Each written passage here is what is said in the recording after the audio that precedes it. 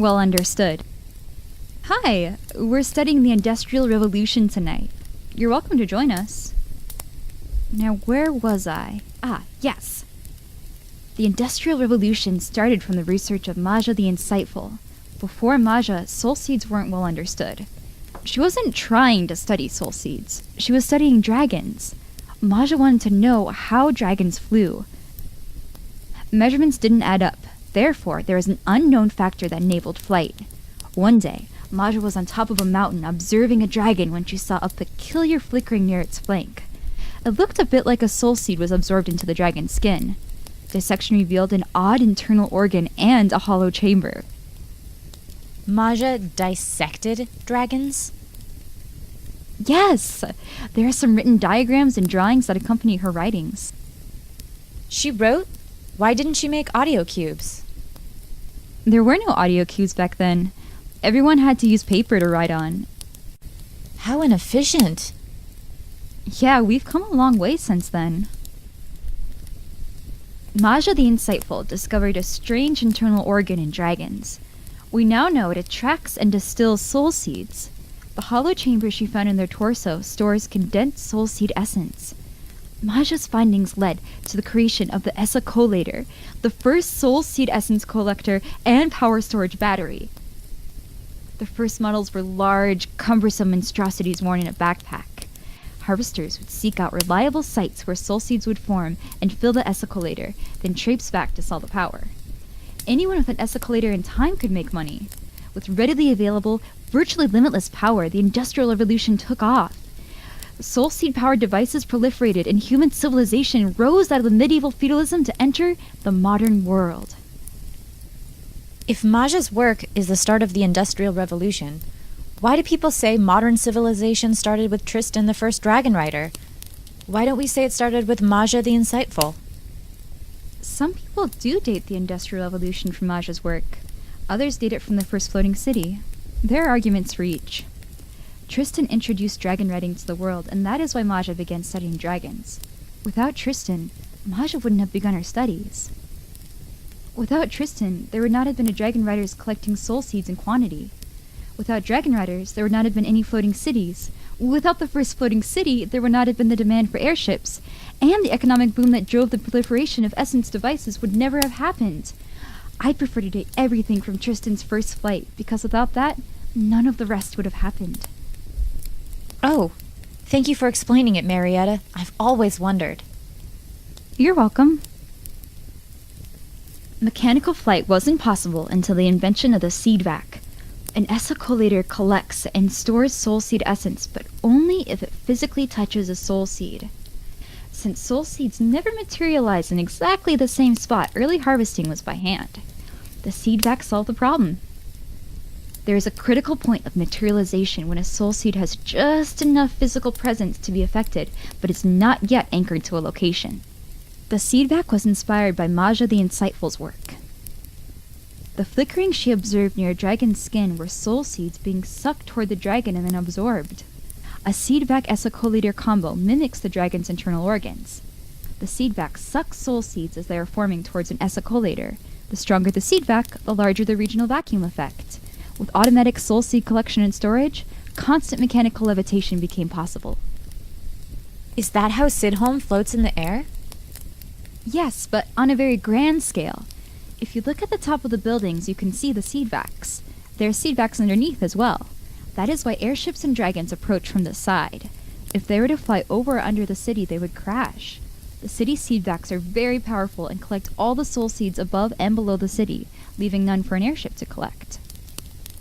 But where is the Sidholm Essa Collator? They are built into the land under our feet. Although it looks natural and solid, the land under us is actually hollow. Dragon Alley is on manufactured land and rock. Only the section with Sid's original lair is real rock dug from the mountain.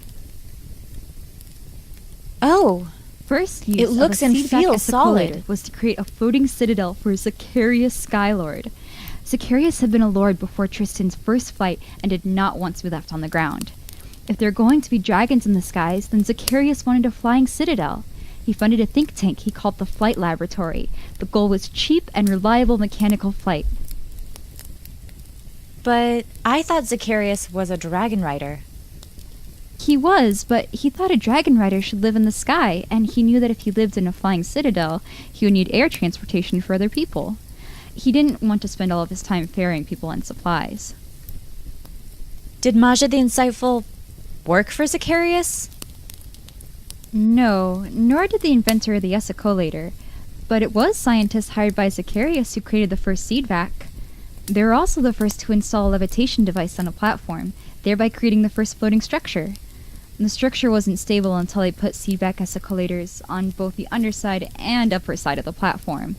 Before they did that, it had a tendency to randomly tip over and dump everyone off. Imagine a big rolling dirt ball with inventors scrambling to stay on top.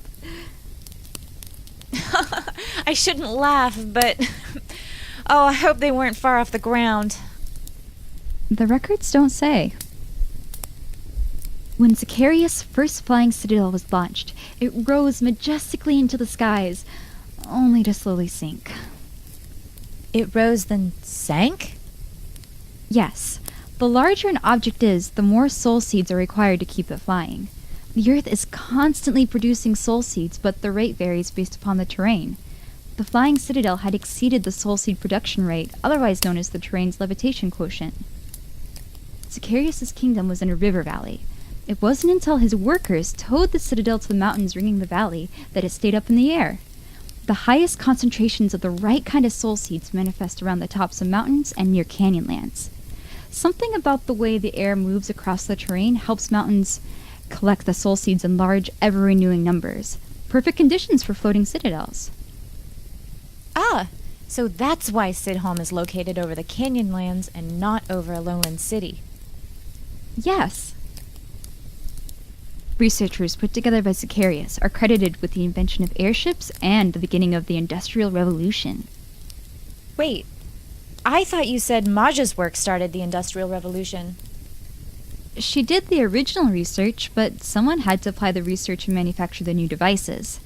Zacharias was a businessman and knew how to start up manufacturing plants. He funded his new businesses by renting out his construction crew to other lords wishing to elevate their kingdoms. His construction crew, known as floaters, built all the floating cities. They built all of the cities? Yes, no one else had been able to levitate a landmass.